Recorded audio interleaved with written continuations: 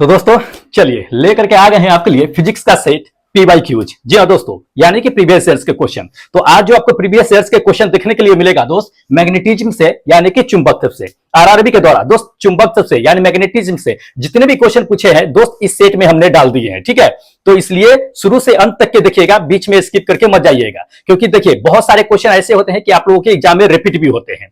तो जल्द ही आप लोगों का एग्जाम होने वाला है और एग्जामिनेशन सेंटर सिटी जो होगा आप लोगों का, वो जल्द ही अब जो है 1 से 2 दिनों में दोस्त जो है रिलीज कर दिया जाएगा। तो आप अपना देख लीजिएगा कि सिटी एग्जाम सिटी कहाँ है। और ये चीजें जान लीजिए कि बहुतों के मन में ये चीजें शंका है कि मुंबई जोन में है तो कहीं मुंबई में सिटी दे देगा, गुवाहाटी में है तो कहीं गुवाहाटी में देगा। ऐसा नहीं, जैसा ALP में किया गया था दोस्त, इसी तरह से जो है आप लोगों का एग्जामिनेशन सेंटर होगा। ठीक है, अपने होम सिटी के साइड में ही दिया जाएगा, अपने स्टेट में ही दिया जाएगा, इससे बाहर नहीं देगा। ठीक है, तो इसके लिए डाउट जो है खत्म कर दीजिए। ठीक है, चलिए अब क्या करते हैं, हम देख लेते हैं सबसे पहले इस सेट में जो प्रीवियस ईयर्स के क्वेश्चन है मैग्नेटिज्म से चुंबकत्व से, एक एक करके देखते हैं। शुरू से अंत तक बने रहिएगा। देखिएगा क्वेश्चन नंबर फर्स्ट, देख लीजिए। ये क्वेश्चन नंबर फर्स्ट कहा जा रहा है कि जब किसी तार से होकर के क्या होता है कि धारा प्रवाहित होती है। तो धारा प्रवाहित होती है तो प्रत्येक बार क्या होता है ना कि कंपास के सुई जो है विक्षेपित हो जाता है। तो इस कंपास की सुई जो विक्षेपित हुई थी उसको सर्वप्रथम किसने देखा था, यही इसमें कहा जा रहा है। चारों ऑप्शन दिया हुआ है, चारों ऑप्शनों में से बता देना है कि चुंबक के द्वारा जो सुई विक्षेपित हुई थी कंपास की, उसको सबसे पहले किसने देखा था। देखिए इसमें करेक्ट आंसर होगा, हम लोग अच्छी तरह से जानते हैं, ये second number Hans Christian Oersted साहब। ऑस्टेड का प्रयोग तो जानते होइएगा, ऑस्टेड साहब ने खुद प्रयोग करके इसे सिद्ध भी किया था। क्या किया था कि किसी धारावाही तार से क्या किया था, कंडक्टर से जो है करंट प्रवाहित किया था और उसके नीचे क्या किया था कि सुई रख दिया गया था। तो जैसे धारा जो है प्रवाहित होता था सुई विक्षेपित हो जाता था। तो इसको 2 बार 3 बार रिपीट किया गया, वही बार बार जो है सुई विक्षेपित हो जाता था। फिर उन्होंने कहा कि चलो धारा का डायरेक्शन चेंज कर दिया जाए, तो पॉजिटिव नेगेटिव को जो है चेंज कर दिया, उसके बाद धारा का दिशा जो है चेंज कर दिया। धारा का दिशा चेंज करने पर जो है सुई भी जो है सुई का जो डायरेक्शन था वो भी चेंज हो गया था। तो ये ऑस्टेड साहब का प्रयोग था, ऑस्टेड साहब ने ही इसे देखा था। ध्यान रखिएगा, ये सेकंड नंबर आपका बिल्कुल करेक्ट आंसर है। एनटीपीसी के एग्जाम में दोस्त क्वेश्चन पूछे जा चुके हैं, देख लीजिए ये। चलिए सेकंड क्वेश्चन आपको दिखा देते हैं।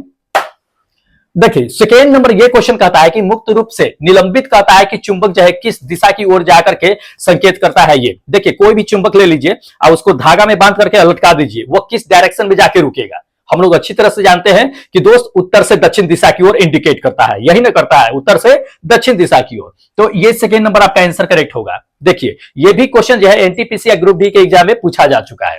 चलिए अगला क्वेश्चन आपको दिखा देते हैं, देख लीजिए। अगला नंबर ये क्वेश्चन कहा जा रहा है कि वैद्युत चुंबक है, इलेक्ट्रोमैग्नेटिक्स जो होते हैं वो क्या होते हैं दोस्त। इलेक्ट्रोमैग्नेटिक जो होते हैं वो सॉफ्ट आयरन कोर होते हैं। क्या होते हैं, सॉफ्ट आयरन कोर, क्योंकि सॉफ्ट आयरन का ही कभी जान लीजिए कि अस्थाई जो है चुंबक बनाने में किया जाता है। तो ऐसे इलेक्ट्रोमैग्नेटिक कहा जा रहा है कि इलेक्ट्रोमैग्नेटिक है क्या, तो दोस्त सॉफ्ट आयरन कोर ही होगा। ठीक है, ये फर्स्ट नंबर आपका आंसर क्या होगा कि बिल्कुल करेक्ट होगा। आरआरबी जेई के एग्जाम में यह सवाल जो है पूछा जा चुका है। ठीक है, अच्छा है दोस्त, जान लीजिए कि ज्यादा हार्ड भी नहीं आएगा आप लोगों का क्वेश्चन, तो आराम से जो है तैयारी कीजिएगा, क्योंकि 10th तक के ही सिलेबस है। तो 9th को सबसे ज्यादा जो है कमांड करके रखिएगा, क्योंकि 9th अधिकतर जो है बच्चों का क्या होता है ना दोस्त की वीक होता है। ठीक है, तो 9th कम से कम स्ट्रॉन्ग करके रखिएगा। 10th तो आप लोग अच्छी तरह से पढ़ लेते हैं, या 10th की चीजें जो है थोड़ा बहुत 8th क्लास में भी पढ़ने के लिए मिल जाता है। ठीक है, तो 9th पे ज्यादा फोकस कीजिएगा। 9th में बहुत सारे कुछ चैप्टर है सिलेक्टेड है। तो इसके बाद जो है हम क्या करेंगे ना कि आप लोगों का जो है एक्सपेक्टेड सेट लेके आएंगे, जिसमें गिना चुना जो है क्वेश्चन आप लोगों को प्रोवाइड कराएंगे हम। ठीक है, तो जल्दी से इसे खत्म करते हैं, उसके बाद आपको अगले दिन से जो है आप लोगों का एक्सपेक्टेड सेट गिना चुना चैप्टर वाइज जो है एकदम सिलेक्टेड क्वेश्चन देंगे, बिल्कुल समझा के देंगे। चलिए देख लीजिएगा अगला नंबर, देख लीजिए अगला नंबर ये क्वेश्चन कहा रहा है कि फ्लेमिंग के दाएं हाथ के नियम में कहता है कि अंगूठा जो होता है वो किस चीज को दर्शाता है। बहुत अच्छा क्वेश्चन है। देखिए कभी कभी आपको अंगूठा भी दे देगा, कभी कभी तर्जनी दे देगा, कभी कभी माधवा दे देगा कि माधवा क्या दर्शाता है, तर्जनी क्या दर्शाता है, ये चीजें। तो इसमें देखिए पहले तो हम चल लेते हैं इस क्वेश्चन के अकॉर्डिंग जो है ऑप्शन को देख लेते हैं कि क्या है क्या नहीं। तो फ्लेमिंग के इसमें दाएं हाथ के नियम में कहता है कि अंगूठा जो होता है वो किस दिशा को दर्शाता है, ये हमें दिखाना है। ठीक है, देखिए फ्लेमिंग के अगर हम चलते हैं बाएं हाथ में, तो अंगूठा जो होता है ना वो चालक की गति की दिशा को दर्शाता है। किसे, चालक की गति को, दिशा को। ध्यान रखिएगा ये चीजें। ये थर्ड नंबर आपका आंसर क्या होगा कि बिल्कुल करेक्ट होगा। ठीक है, जेईई के एग्जाम में भी पूछा जा चुका है। अब देखिए आपको बताते हैं कि तीनों उंगली के बारे में जान लीजिए कि फ्लेमिंग के दाएं हाथ के नियम में क्या कहता है कि 3 गो उंगली होता है, माधवा, तर्जनी और अंगूठा। तीनों को परस्पर इस प्रकार से फैलाए कि ये वो 90 डिग्री का एंगल बन जाए। कितने, 90 डिग्री का। कभी कभी ये चीजें आ जाता है कि अंगूठा और जो है आपका और ये अंगूठा और माधवा के बीच है कितने डिग्री का एंगल बनता है, तो 90 डिग्री का एंगल बनता है, लंबवत होता है। ध्यान रखेगा ये चीजें। इसमें जो है जान लीजिए कि अंगूठा जो होता है आपको क्या बता दिए है कि अंगूठा आपको जो है चालक की गति की दिशा को इंडिकेट करता है, तर्जनी जो होता है वो चुंबकीय क्षेत्र की दिशा को इंडिकेट करता है, बीच वाला जो है जिसको माधवा कहते हैं वो धारा की दिशा को इंडिकेट करता है। इसको ध्यान में रखिएगा दोस्त, पूछे जाते हैं। ठीक है, अब ये चीजें जान लीजिए कि कभी कभी आपको फ्लेमिंग का बाएं हाथ का नियम, फ्लेमिंग के दाएं हाथ का नियम भी पूछ देता है, तो आखिर बाएं हाथ और दाएं हाथ में है अंतर क्या, जबकि बाएं हाथ में और दाएं हाथ में भी दोनों में वही चीजें होता है कि इसमें भी 90 डिग्री का एंगल बनता है, इसमें भी 90 डिग्री का एंगल बनता है, लेकिन जान लीजिए कुछ डिफरेंट है। फ्लेमिंग के बाएं हाथ के नियम में जान लीजिए कि कहां यूज किया जाता है, मोटर में जो है यूज किया जाता है। फ्लेमिंग के बाएं हाथ का नियम मोटर में यूज किया जाता है, दाएं हाथ का नियम जो होता है वो जनरेटर में यूज किया जाता है। जान लीजिए ये चीजें, मोटर में बाएं हाथ का और जनरेटर में दाएं हाथ का इस्तेमाल करते हैं, इसको ध्यान में रखिएगा। अब एक चीजें जान लीजिए कि बाएं हाथ में अगर कभी कभी दे देगा तो बाएं हाथ में जो है जान लीजिए कि माधवा जो होता है, ये बीच वाला उंगली जो होता है वो धारा की दिशा को इंडिकेट करता है। ठीक है, धारा के दिशा को, अगर वही चीजें अगर दाएं हाथ में चले जाइए तो दाएं हाथ में उंगली जो होता है, माधवा जो होता है, बीच वाला उंगली जो होता है वो क्या होता है कि प्रेरित धारा को दिशा को इंडिकेट करता है। तो इसको ध्यान में रखिएगा दोस्त, दोनों में से जो है आपको पूछे जा सकते हैं कोई। चलिए अगला नंबर देख लीजिए दोस्त। अगला नंबर ये क्वेश्चन कहता है कि निम्नलिखित में से कहता है कि कौन सा जो है चुंबकीय फ्लक्स की इकाई है। देखिए चुंबकीय फ्लक्स की इकाई में लोग जो है कंफ्यूज हो जाते हैं कभी कभी। एक तो आपको दे देगा कि चुंबकीय फ्लक्स की इकाई क्या है, मैग्नेटिक फ्लक्स की, एक मैग्नेटिक फ्लक्स इंटेंसिटी दे देता है। ध्यान रखिएगा चीजें, तो मैग्नेटिक फ्लक्स इंटेंसिटी का अलग होता है, मैग्नेटिक फ्लक्स का अलग होता है। तो यहां पे मैग्नेटिक फ्लक्स का पूछा गया है, तो मैग्नेटिक फ्लक्स का जो यूनिट होता है वो वेबर होता है। क्या होता है, ये वेबर, सेकेंड नंबर। यही मैग्नेटिक फ्लक्स इंटेंसिटी अगर कह देता, मैग्नेटिक फ्लक्स इंटेंसिटी कह देता, तो उसकी यूनिट जो होता है वो टेस्ला होता है। ये टेस्ला, एक टेस्ला जो होता है कितना होता है, वेबर प्रति मीटर स्क्वायर होता है। ध्यान रखिएगा, टेस्ला किसको कहते हैं, वेबर प्रति मीटर स्क्वायर को हम लोग टेस्ला कहते हैं। तो इसको ध्यान रखिएगा, पूछा जा सकता है ये क्वेश्चन। चलिए अगला नंबर देख लीजिए दोस्त। अगला नंबर ये कहता है कि फ्लेमिंग के कहता है कि बाएं हाथ में, अब देखिए बाएं हाथ में आ गया है, ये फ्लेमिंग के बाएं हाथ के नियम में कहता है कि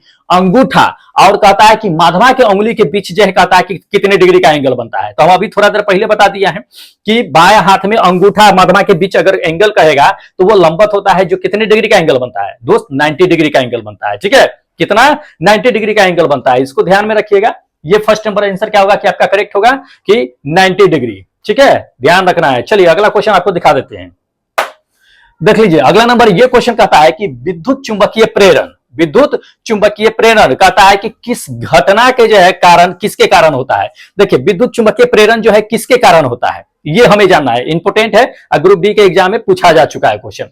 देखिए जब भी किसी धारावाही तार जो होता है उसमें मैग्नेटिक फील्ड जो होता है, विद्युत चुंबकीय प्रेरण जो होता है, इंड्यूस्ड मैग्नेटिक फील्ड, विद्युत चुंबकीय प्रेरण, वो किसके कारण होता है, तो वो मैग्नेटिक फ्लक्स की वजह से होता है। किसके, मैग्नेटिक फ्लक्स। अगर किसी कॉइल से अगर क्या हो रहा है कि धारा प्रवाहित हो रही है और उसमें मैग्नेटिक फ्लक्स परिवर्तन अगर हो रहा है तो आपको विद्युत चुंबकीय प्रेरण देखने के लिए मिलेगा। किसकी वजह से, विद्युत चुंबकीय फ्लक्स की वजह से। ध्यान रखिएगा चीजें, विद्युत चुंबकीय फ्लक्स की वजह से, वो भी कॉइल में। तो इसको ध्यान में रखिएगा, इन चारों ऑप्शनों को देखिएगा तो दोस्त ये आपका फोर्थ नंबर आंसर बिल्कुल करेक्ट होगा। ठीक है, फोर्थ नंबर आंसर बिल्कुल करेक्ट है। चलिए अगला क्वेश्चन देख लीजिएगा, देख लीजिए। अगला नंबर ये क्वेश्चन कहता है कि चुंबकीय क्षेत्र रेखाएं जो होती है वो कभी भी एक दूसरे को नहीं काटती है, बिल्कुल नहीं काटती है। आप देखे होइएगा मैग्नेटिक लाइंस जो होती है, मैग्नेटिक फील्ड लाइंस, वो कभी एक दूसरे को क्रॉस नहीं करती है। ठीक है, इस तथ्य का कहता है कि तात्पर्य जो कहता है कि यह है कि चुंबकीय क्षेत्र हमेशा डैश होती है। तो क्या होती है, देखिए चुंबकीय क्षेत्र रेखा जो होती है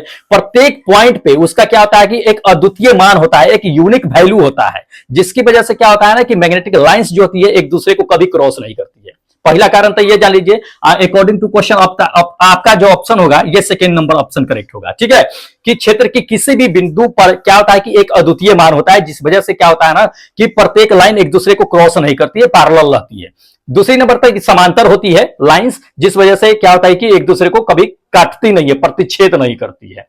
देखिएगा अगला क्वेश्चन, अगला नंबर देख लीजिए। अगला नंबर ये क्वेश्चन कहता है कि डायनमो में, कहता है कि डायनमो में विद्युत धारा जो होती है वो डैश डैश से के सिद्धांत पर जो है उपयोग करके जो है उत्पन्न की जाती है। तो डायनमो का आप देखे होइएगा, डायनमो उसमें क्या होता है कि मैकेनिकल करते हैं हम लोग। डायनमो का क्या करते हैं कि मैकेनिकल नचाते हैं, जैसे कि साइकिल में डायनमो लग गया, चक्का से उसको कनेक्ट कर दिया, चक्का नचा तो डायनमो नचने लगता है।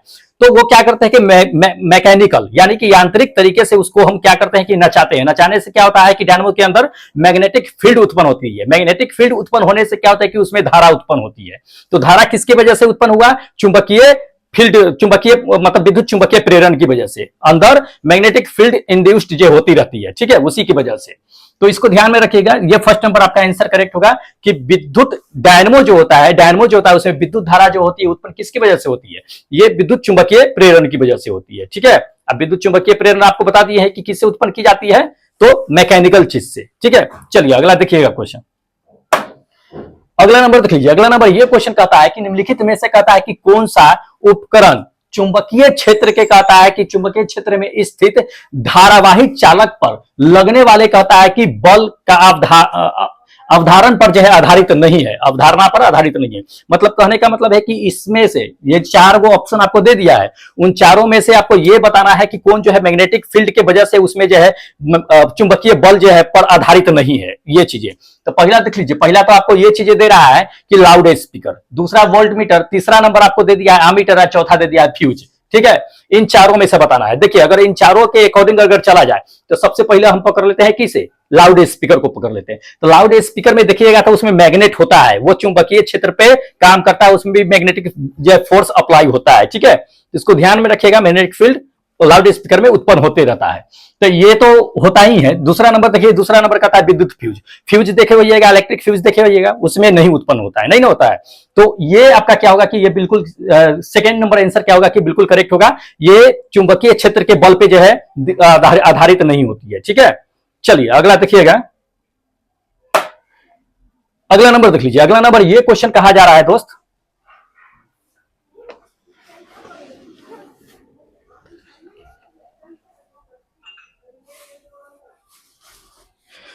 हाँ तो अगला नंबर देख लीजिएगा। अगला नंबर ये चीज कह रहा है कि चुंबक के उत्तरी ध्रुव पर कहता है कि चुंबकीय क्षेत्र रेखाएं जो होती है वो मतलब कहां से निकलती है, किस तरह की रेखाएं होती है।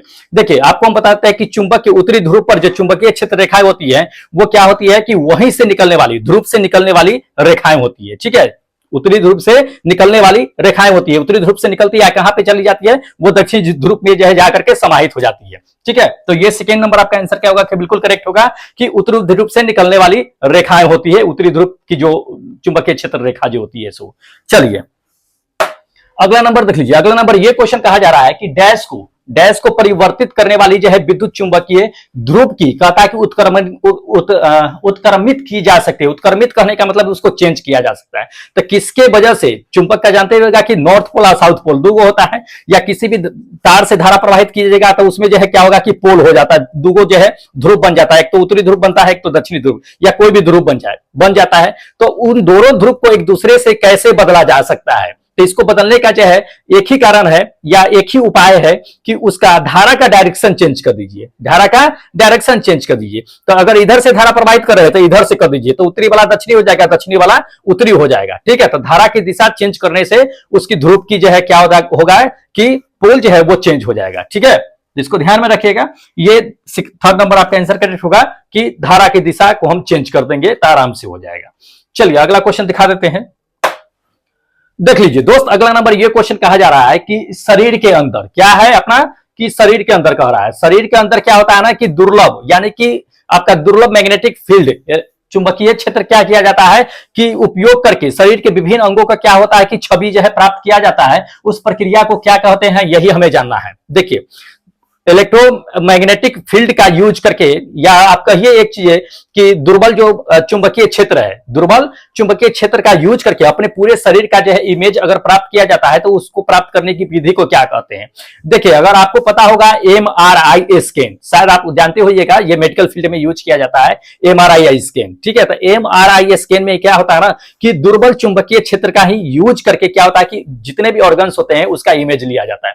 एक गोल सा राउंड होता है, उसके अंदर क्या होता है कि पूरा जो है मनुष्य को आदमी को अंदर घुसा दिया जाता है, पूरे बॉडी का क्या किया जाता है, स्कैन कर लिया जाता है, स्कैन करके उसका जो है कंप्यूटर पर एक छवि दे देता है। ठीक है, अब इसको सीटी स्कैन मत समझ लीजिएगा, सीटी स्कैन एक अलग चीज होता है। सीटी स्कैन में जान लीजिए कि उसमें एक्सरे किरण का जो है यूज किया जाता है, तो सीटी स्कैन मत मार दीजिएगा।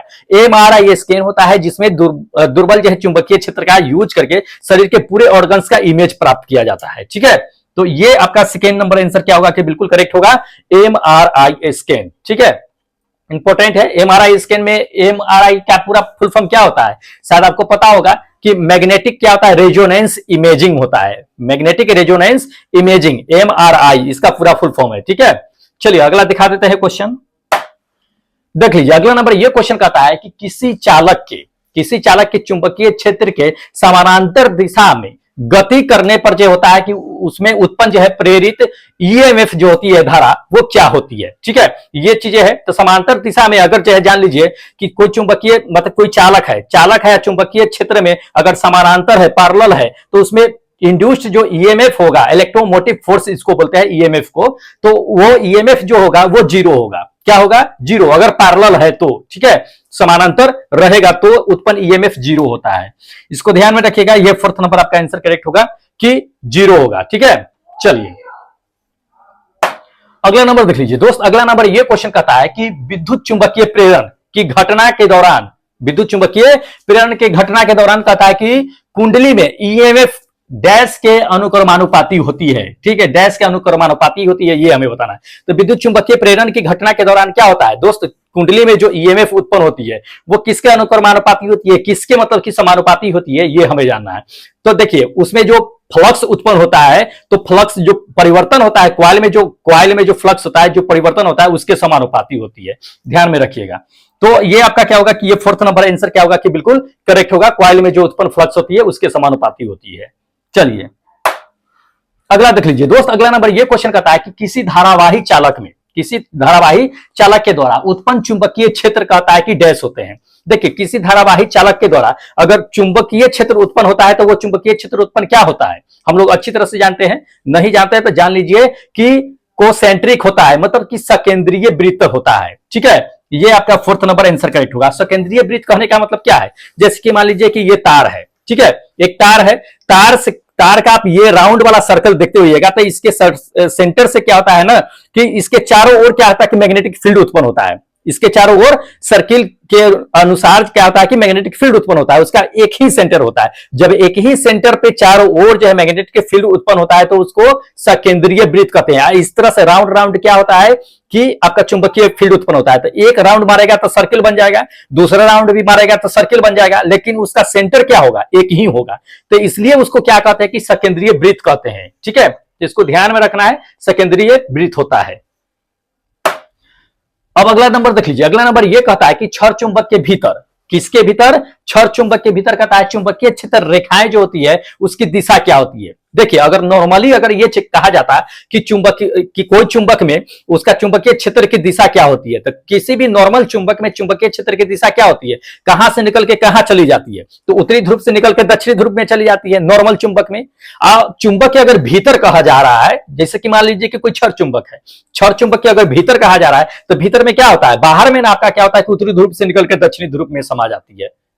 लेकिन अंदर में जाइएगा तो अंदर में क्या होता है कि दक्षिणी ध्रुव से होते हुए फिर जो उत्तरी ध्रुव पे आता है, फिर उत्तरी ध्रुव से निकल कर दक्षिणी ध्रुव में आता है, फिर अंदर से दक्षिणी ध्रुव से उत्तर में आता है। तो ये छड़ चुंबक के अंदर अगर कहा जा रहा है तो अंदर में दक्षिणी ध्रुव से उत्तरी ध्रुव होगा, क्या होगा उसका दिशा, दक्षिणी ध्रुव से उत्तरी ध्रुव होगा, ध्यान रखना ये चीज।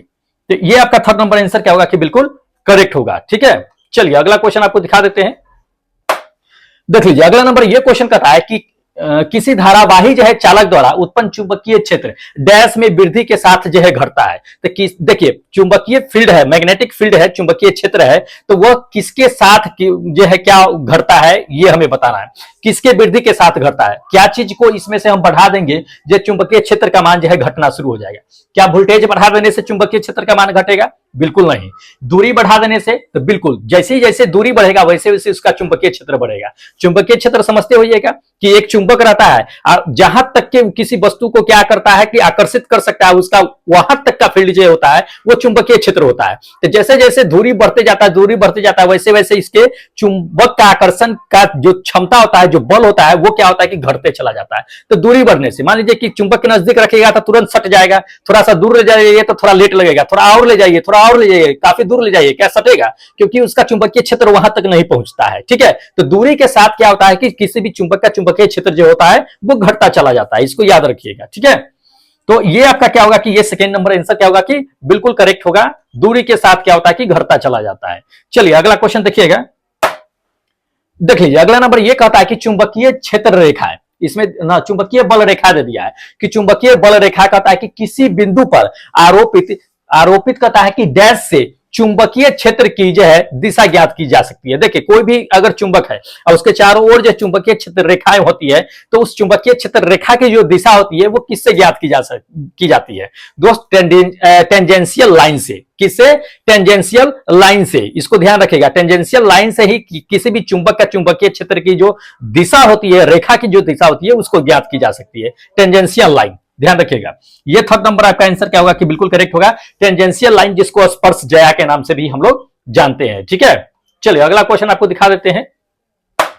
हाँ देख लीजिए, ये क्वेश्चन कहा जा रहा है कि जब एक धारावाही एक तार चुंबक है, ठीक है, चुंबकीय क्षेत्र के क्या कहता है कि क्षैतिज रेखा में है, उसको क्या किया जाता है ना कि उत्तर ध्रुव को ऊपर कर दिया जाता है, उत्तरी ध्रुव जो रहता है उसको ऊपर, दक्षिणी ध्रुव को नीचे कर दिया जाता है। ठीक है, ये करने के बाद क्या होता है कि थोड़ा सा दक्षिण दिशा में क्या होता है कि वो विक्षेपित हो जाता है। ध्यान रखिएगा, पढ़ लीजिए क्वेश्चन को। उत्तरी ध्रुव को ऊपर कर दिया जाता है, दक्षिणी ध्रुव को नीचे कर दिया जाता है, और दक्षिण दिशा की ओर जो है क्या होता है कि थोड़ा सा वो विक्षेपित हो जाता है। विक्षेपित होने के बाद कहता है इलेक्ट्रॉन्स की डायरेक्शन क्या होगी इसमें। तो इलेक्ट्रॉन्स की डायरेक्शन जान लीजिए कि जैसे कि उत्तरी ध्रुव को ऊपर किया, दक्षिणी ध्रुव को नीचे किए, तो इलेक्ट्रॉन थोड़ा सा दक्षिण की ओर विक्षेपित हो गया। दक्षिण की ओर जैसे विक्षेपित होगा वैसे इलेक्ट्रॉन्स का जो डायरेक्शन होगा वो दक्षिण से पूर्व हो जाएगा, पश्चिम से पूर्व होगा, पश्चिम से पूर्व होगा। ध्यान रखिएगा ये चीज। ये फर्स्ट नंबर आपका आंसर क्या होगा कि करेक्ट होगा। अब वही दक्षिण को अगर ऊपर रखते रह या अब उसको उत्तर को नीचे रखते, तब उसकी डायरेक्शन जो है पश्चिम, पूरब से पश्चिम हो जाता, तब उसका डायरेक्शन फील्ड जो है चेंज हो जाता ना। ठीक है, तो इसको ध्यान में रखिएगा, इंपॉर्टेंट क्वेश्चन है। चलिए अगला नंबर देख लीजिए, अगला नंबर ये क्वेश्चन कहा जा रहा है आपको,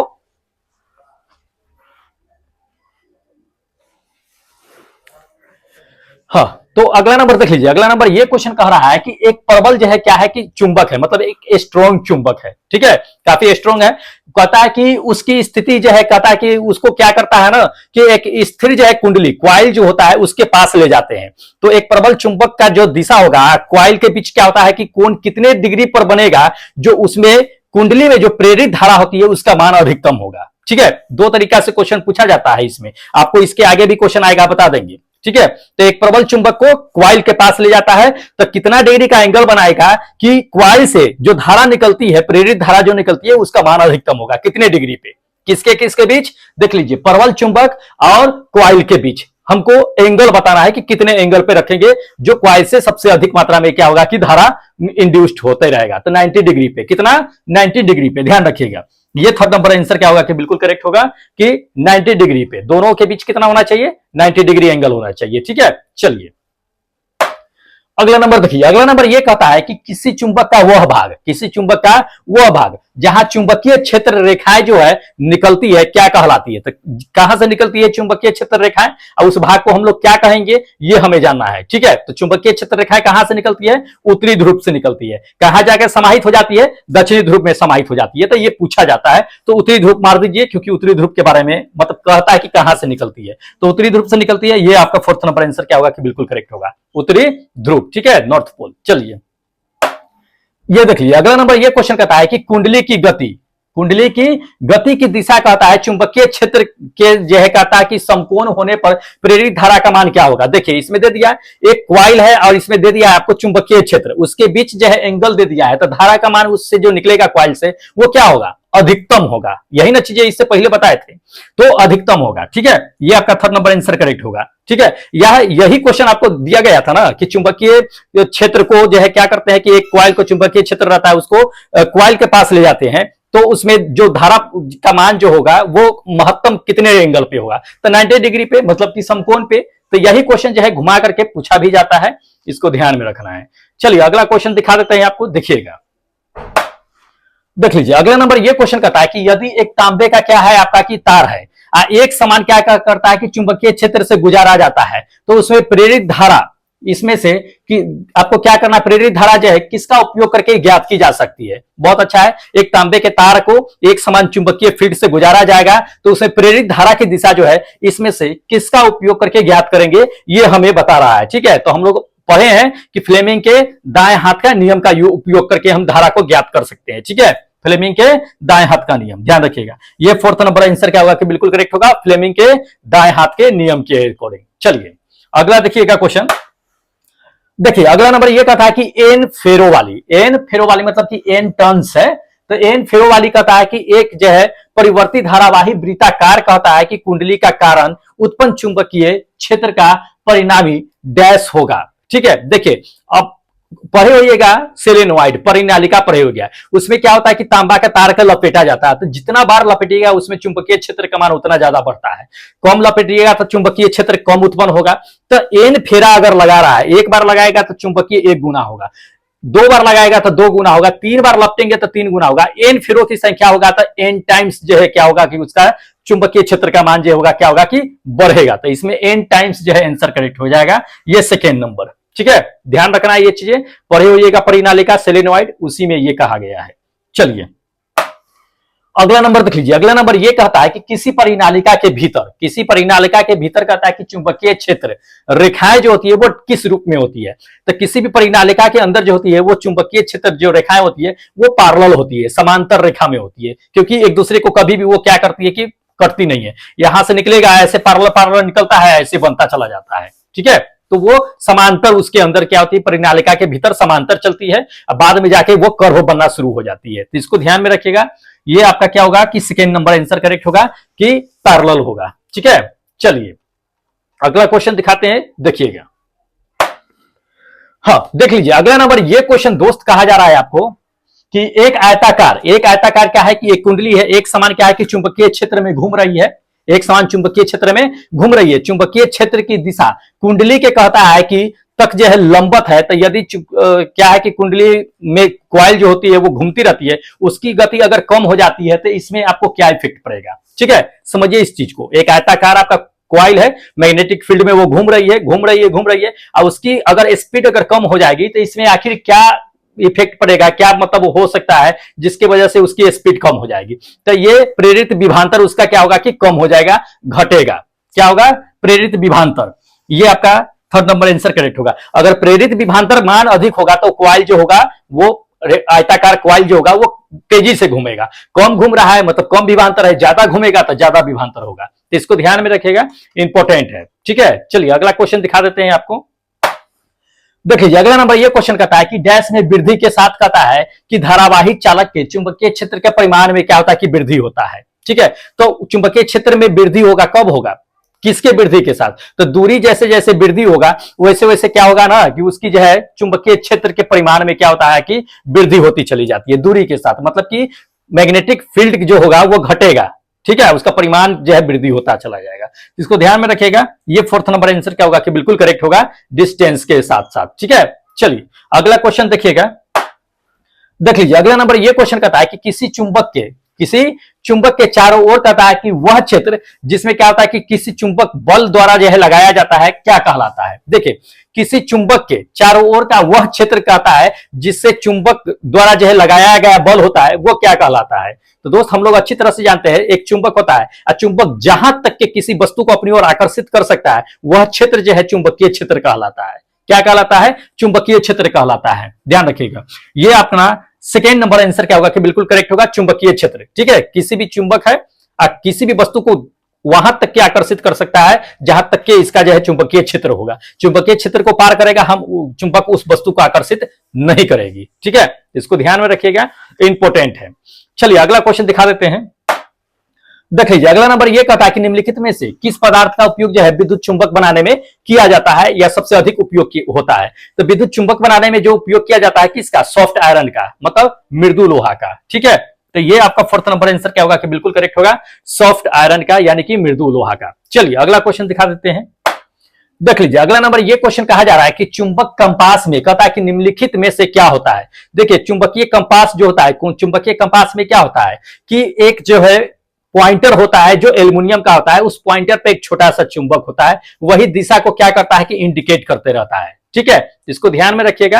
ये आपका करेक्ट आंसर जो होगा ये 4th नंबर होगा। ठीक है, कि एल्युमिनियम का एक जो है पॉइंटर होता है जिससे एक छोटा सा क्या होता है कि चुंबक जुड़ा होता है, लगा होता है। चलिए अगला क्वेश्चन दिखा देते हैं।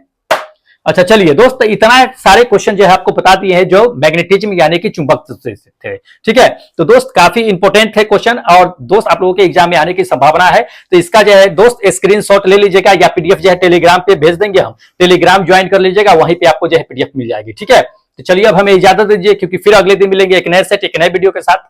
तब तक जय हिंद दोस्तों।